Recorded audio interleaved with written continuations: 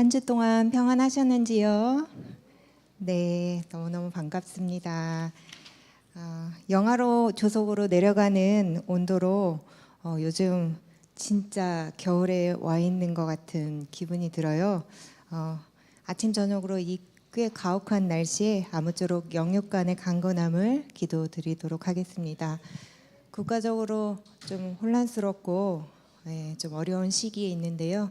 그래도 이 시간을 구분하시어 이 안식의 시간으로 오신 새천사 가족 여러분들을 모두 환영합니다. 우리 옆에 계신 가족분들과 함께 하늘까지 함께 갑시다. 인사하시겠습니다. 하늘까지 함께 갑시다.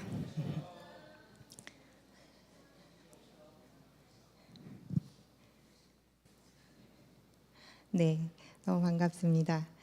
자, 이번 주 10일과입니다. 이제 진짜 이번 사기도 얼마 남지 않은 것 같습니다. 10일과 제목 다 함께 읽어보도록 하겠습니다. 시작. 아버지와 아들과 성령이고요. 이어서 기억절 보시겠습니다. 같이 한번 읽어볼까요? 시작. 보혜사 곧 아버지께서 내 이름으로 보내실 성령 그가 너희에게 모든 것을 가르치고 내가 너희에게 말한 모든 것을 생각나게 하리라. 아멘. 이 기억절의 배경은 예수님께서 아버지를 나타내고자 오셨고 또 그 일에 막바지에 이르러서 제자들과 식사하면서 고별의 만찬을 하셨던 때입니다.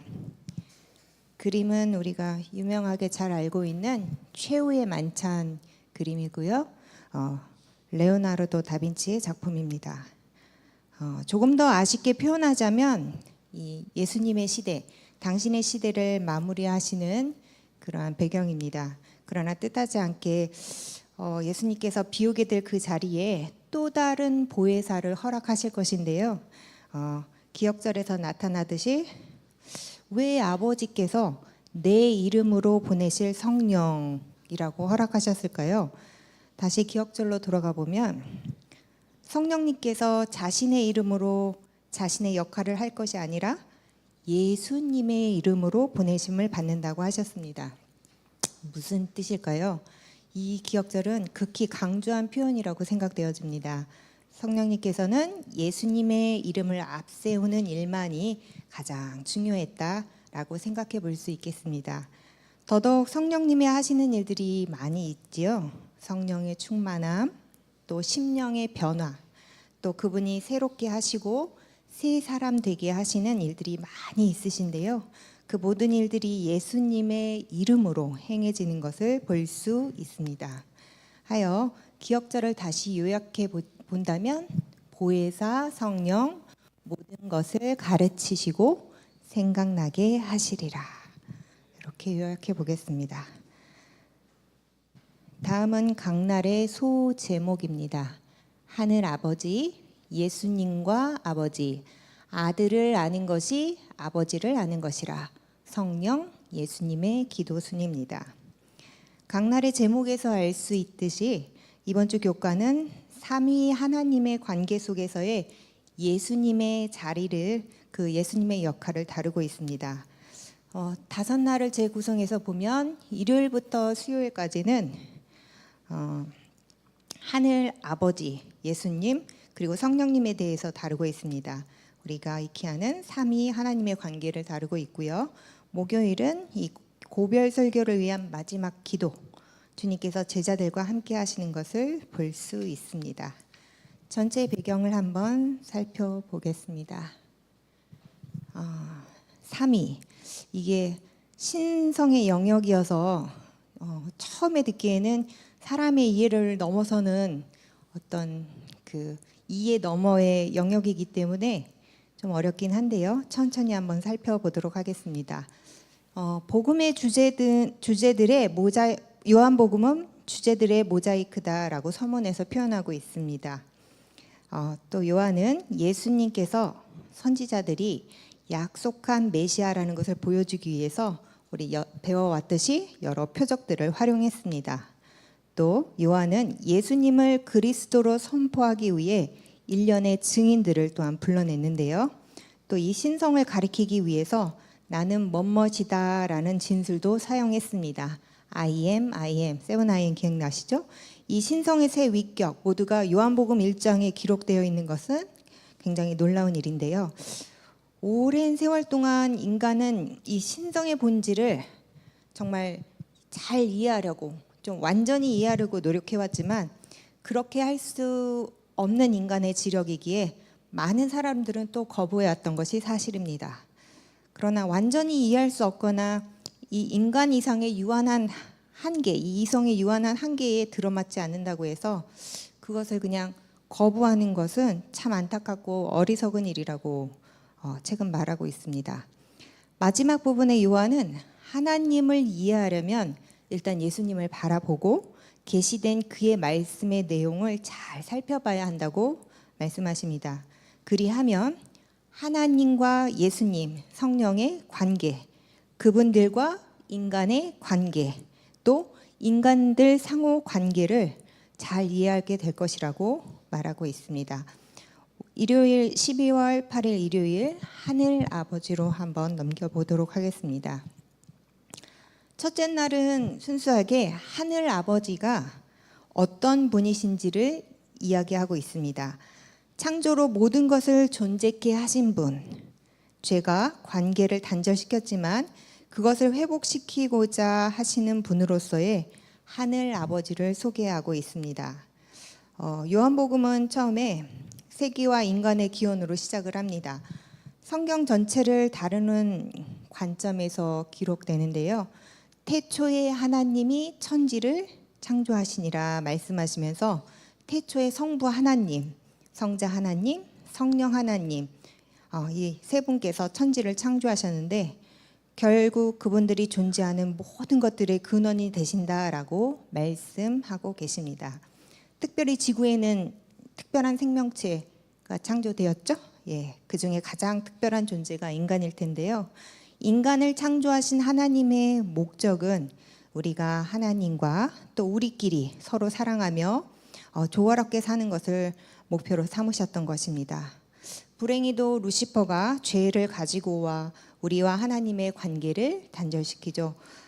죄는 하나님이 어떤 분이신지 좀 잘못 나타냈는데요. 그래서 예수님의 하나님의 이런 잘못된 지식을 회복하고 인류에게 죄를 구원해 주시기 위해서 우리와 같은 인성으로 스스로 취하시게 되셨습니다. 그리고 예수님은 이 땅에 계시는 동안 아버지의 인도하심에 따라 살면서 당신의 삶을 그분께 완전히 순복시키셨습니다. 본문 성경절을 한번 정리해 보도록 하겠습니다. 요한복음 10장 30절, 38절 그리고 다시 37절입니다. 제가 읽어보겠습니다.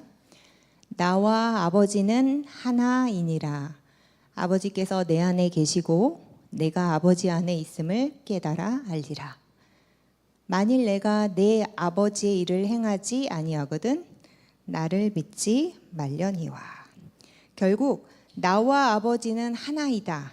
나의 일이 아버지의 일이고 아버지의 나의 일이다 라고 하시면서 예수님이 이 땅에 사셨던 공생애에 대해서 아버지의 마음과 행동을 직접 보이신 것입니다. 다음의 성경 구절을 좀 더 확인해 보면요.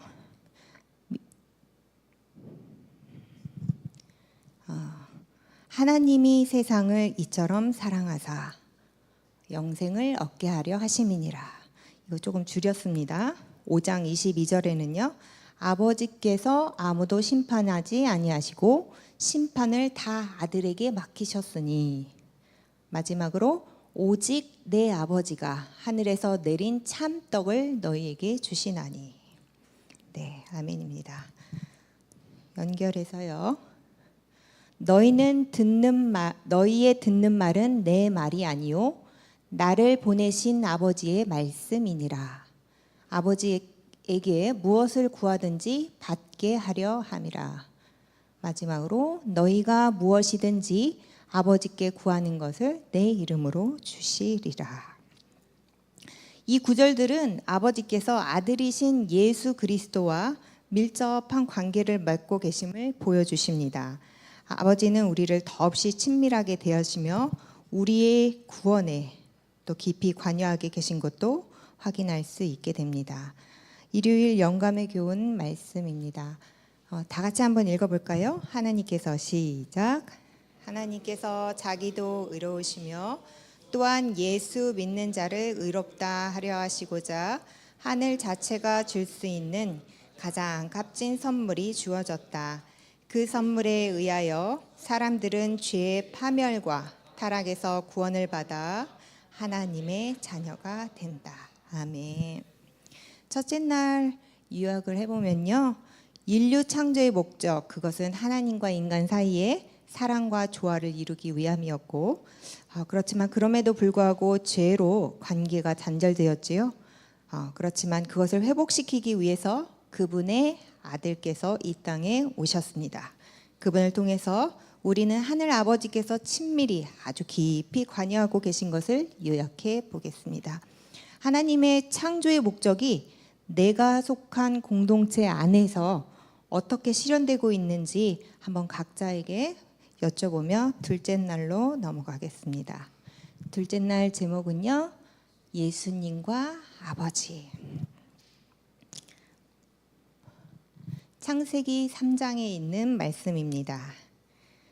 이에 그들의 눈이 밝아 자기들의 몸이 벗은 줄을 알고 무화과 나무 잎을 엮어 치마로 하였더라. 아담과 그 아내가 여호와 하나님의 낯을 피하여 동산 나무 사이에 숨은지라. 여호와 하나님이 아담을 부르시며 그에게 이르시되 내가 어디 있느냐. 이 창세기 3장은 즉각적인 하나님과의 단절을 볼 수 있습니다. 하나님의 의도는 혹시 모든 인류가 당신의 뜻을 받아들이지 않더라도 인류에게 죄로 인해 깨어진 관계를 회복할 수 있는 길을 열어주시는 것이었죠. 이 관계의 회복을 이루기 위해 신격 중에서 한 분께서 인성을 쓰셨습니다. 그리하여 말씀이 육신이 되어 우리 가운데 거하시며 하나님의 영광을 나타내셨죠. 그 결과 우리 인류는 그분의 완전하심과 은혜를 받게 된 것입니다. 예수님께서 하나님의 영광을 선포하심으로 죄로 인해 깨어진 관계를 회복하시고 또한 당신을 통하여 주신 것을 믿음으로 받아들이고자 하는 모든 이들에게 그 일을 또한 이루어 주십니다. 이것이 바로 예수님께서 오셔서 나누고자 하신 것입니다. 월요일 영감의 교훈입니다. 제가 읽어보겠습니다. 이 구주는 하나님 아버지 영광의 광채시요 그분의 본체의 형상이시다. 그분은 거룩한 위엄을 지녔고 완전하고 빼어난 분이시다. 그분은 하나님과 동등하시다.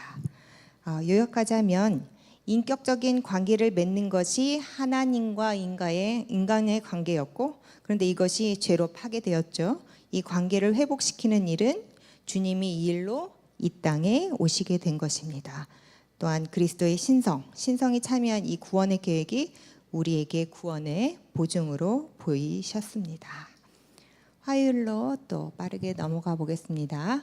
아들을 아는 것이 아버지를 아는 것이라.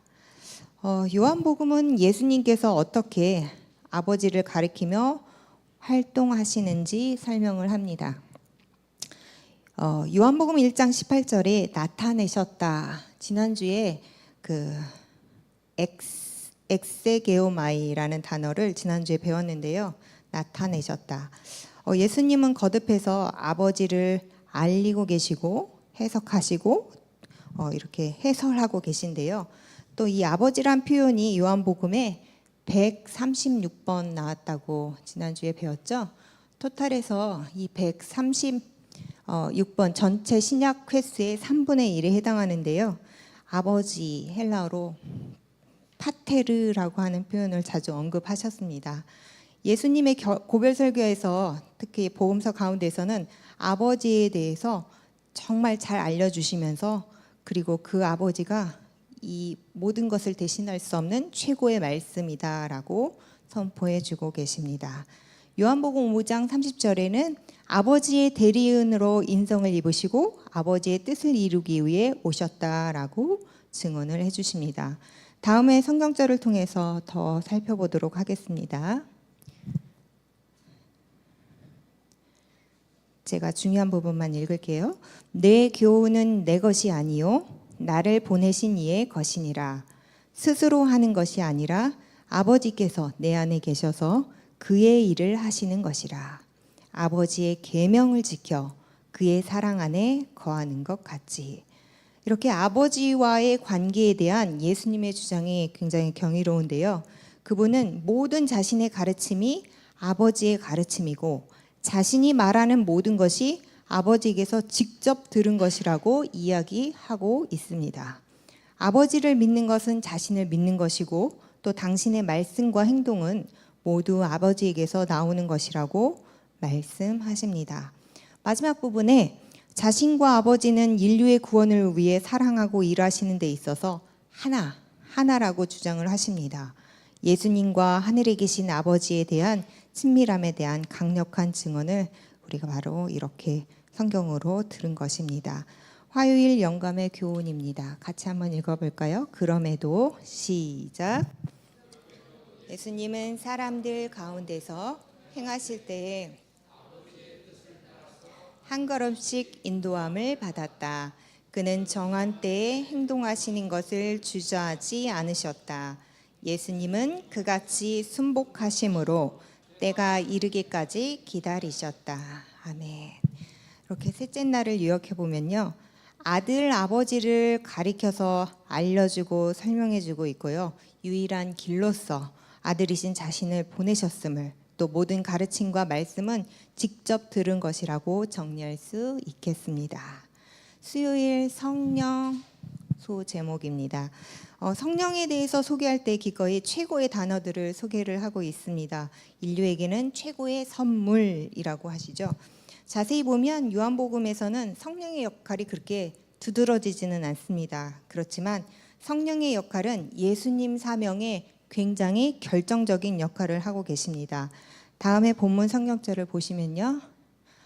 자기 땅에 오매 자기 백성이 영접지 아니하였으나 영접하는 자 곧 그 이름을 믿는 자들에게는 하나님의 자녀가 되는 권세를 주셨으니 이는 혈통으로나 육종으로나 사람의 뜻으로 나지 아니하고 오직 하나님께로서 난 자들이라. 아멘. 요한복음 첫 장에서 우리는 성령의 역할이 얼마나 중요한지 알 수 있죠. 요한은 말씀을 받은 자, 곧 그분을 믿는 자마다 하나님의 자녀가 되었으니, 다시 말해서 오직 하나님께로 난 자들이라고 말합니다. 이것은 성령의 역사로 말미암는 것입니다. 다음에 성경 구절 역시 연구 범위인데요. 같이 한번 보시겠습니다. 요한복음 3장 5절이죠. 사람이 물과 성령으로 나지 아니하면 하나님의 나라에 들어갈 수 없느니라. 네, 14장 26절. 보혜사 곧 아버지께서 내 이름으로 보내실 성령 모든 것을 생각나게 하시리라. 또 요한복음 16장 7절이죠. 내가 떠나가지 아니하면 보혜사가 너희에게 오시지 아니할 것이요 가면 내가 그를 너희에게로 보내리니.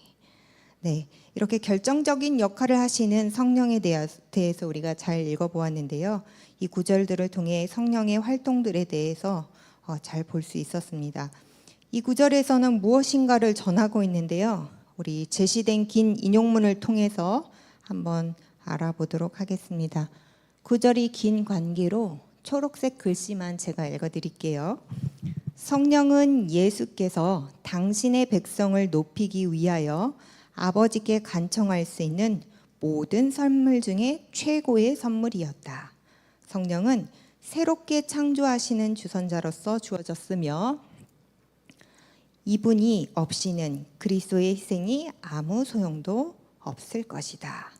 죄는 신성의 제3의 강력한 작용을 통하여만 물리칠 수 있고 이겨낼 수 있는데 그분의 제한된 능력이 아닌 하나님의 충만한 능력을 가지고 오실 것이었다.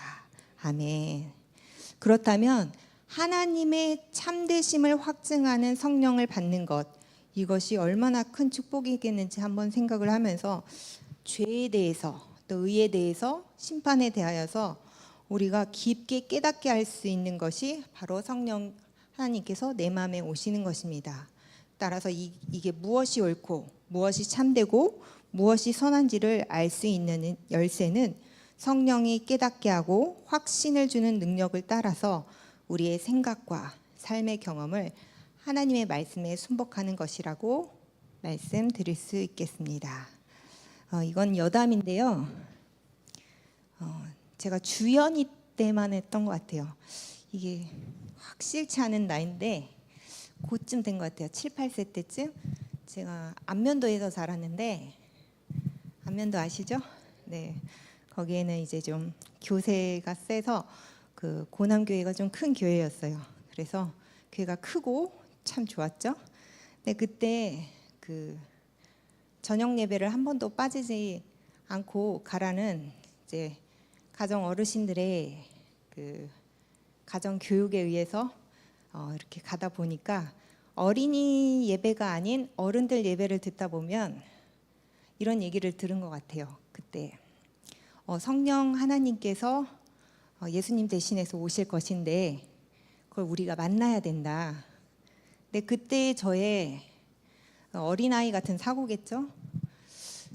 그분이 사람들 없을 때 한번 교회 올 것 같은데 좀 보고 싶어가지고 화요일 예배가 끝나고 집에 안 가고 불 꺼진 저 성전이 1, 2층이 있었는데 2층에 이렇게 엎드려 있었어요. 다 그때는 뭐 도어락도 아니고 열쇠도 없고 그냥 다 오픈되던 때라 출입이 좀 자유로웠던 기억이 있어요. 그리고서는 깜깜해지고 한 몇 시간이 지났는지도 모르겠어요. 시간이 너무 고요하고 그리고 아무것도 안 나타나고. 그런데 동네 그때는 각 집 전화만 있었지 핸드폰도 없었던 때잖아요. 이장님께서 동네를 배회하고 있는 남희정 어린이는 속히 집으로 가라고 그 방송으로 이제 그 자리를 털고 집에 갔던 기억이 나는데, 그때 모르겠어요. 굉장히 어렸던 그 생각에 내가 교회 잠복하고 있으면 그 성령 하나님이든 예수님이든 한번 아버지의 전이라고 했으니까 한번 집에 들어오시지 않을까라는 생각에 보고자 한번 그 뒤에서 기다렸던 기억이 있습니다. 여담이죠. 수요일 영감의 교훈을 통해서 우리 다시 한번 정리해 보겠습니다. 같이 읽어볼게요. 시작. 학식과 달란트와 웅병과 선천적 또는 후천적 재능을 다 가졌다 해도 성령의 역사가 없이는 한 사람의 마음도 감동시킬 수 없고 단 한 명의 죄인도 그리스도를 믿게 할 수 없다. 하나님께서는 그들로 하여금 이 우주에서 최고의 감화를 끼치는 통로가 되게 하실 것이다. 아멘. 네, 넷째 날을 요약하자면 하나님께서 난 자, 성령에 의해서죠. 성령의 충만한 능력, 그것만이 죄를 이기게 해줍니다. 마지막으로 성령의 능력으로 살고, 그렇다면 생각과 삶에 있어서 성령이 주시는 능력을 확신해야겠죠. 그분의 삶에 순복하라고 전하고 있습니다. 목요일 예수님의 기도입니다. 본문 키워드로는 책을 보셨듯이 대제사장의 기도, 사랑과 진리, 그리고 온전히 대변하셨다, 이렇게 세 개를 꼽을 수 있겠는데요. 본문 성경절을 한번 같이 보시겠습니다. 요한복음 17장 1절입니다. 아버지여, 때가 이르렀사오니 아들을 영화롭게 하사 아들로 아버지를 영화롭게 하게 하옵소서. 21절이요. 저희도 다 하나가 되어 우리 안에 있게 하사 세상으로 아버지께서 나를 보내신 것을 믿게 하옵소서. 26절입니다. 내가 아버지의 이름을 저희에게 알게 하였고 또 알게 하리니 나도 저희 안에 있게 하려 함이니라. 아멘.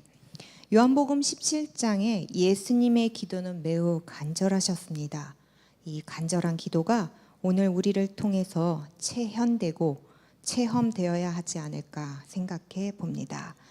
요한복음 17장에는 예수님과 아버지 그리고 제자들 사이에 친밀한 사랑의 관계가 있길 바라는 그분의 소망을 표현하는 단어나 구절들이 굉장히 많습니다. 많은 사람들이 요한복음 17장을 읽으면서 연합과 사랑이 가장 중요한 것이라고 초점을 맞추기도 하죠. 의심할 여지 없이 하나님의 목적은 우리가 그분과 그리고 우리 서로가 인격적인 관계를 회복하는 것이 맞습니다. 그러나 조금 더 주의 깊게 들여다본다면 하나님의 사랑과 진리 사이에 필수적인 어떤 관계를 맺고 있는 것도 알 수 있게 됩니다. 그 내용을 한번 보시겠습니다. 17장 3절입니다. 영생은 곧 유일하신 참 하나님과 그의 보내신 자 예수 그리스도를 아는 것이니이다. 6절로 8절이죠. 아버지의 말씀을 지키었나이다. 내가 아버지께로부터 나온 줄을 참으로 아오며. 17절이죠. 저희를 이 진리로 거룩하게 하옵소서. 아버지의 말씀은 진리니이다. 아멘. 네, 이 구절에서 17장 3절의 구절에서 아는 것은 지식으로의 알미 아니라 우리 삶으로의 암, 바로 체험적인 알을 이야기하시는데요. 사람이 자의적으로 유추하거나 이렇게 개념적으로 말하는 하나님이 아닌 것입니다. 그리고 6절에서 8절은 참 하나님을 알라, 예수님을 알라라고 서두에 제언해 두셨어요. 덧붙여 아버지의 말씀을 지켰다고, 그들이 지켰다고 했는데요. 그 말씀을 지키는 것은 위에서 언급하듯이 말씀을 뭐 하는 거죠? 아는 방법입니다. 내가 아버지께로부터 나온 줄 역시 참으로 알고 있습니다. 때문에 주님이 마지막에 기도하기를 이렇게 기도하시죠. 저희를 이 진리로 거룩하게 하옵소서. 왜냐하면 아버지의 말씀은 진리입니다 라고 고백하십니다. 우리가 아는 모든 것이 아버지께로부터 온 진리이고 그 말씀이어야 한다는 것을 강조하고 있습니다. 요한복음은 예수님께서 사명을 얼마나 성실하게 여기셨는지 표현을 하는데요. 예수님은 하나님의 말씀을 행동으로 또 온전히 대변하셨습니다. 진리가 중요하지 않다면 왜 그렇게 애쓰셨겠습니까? 그분이 극심한 고난의 삶을 사셨고 또 종교 당국으로부터 심한 배척을 당하셨죠.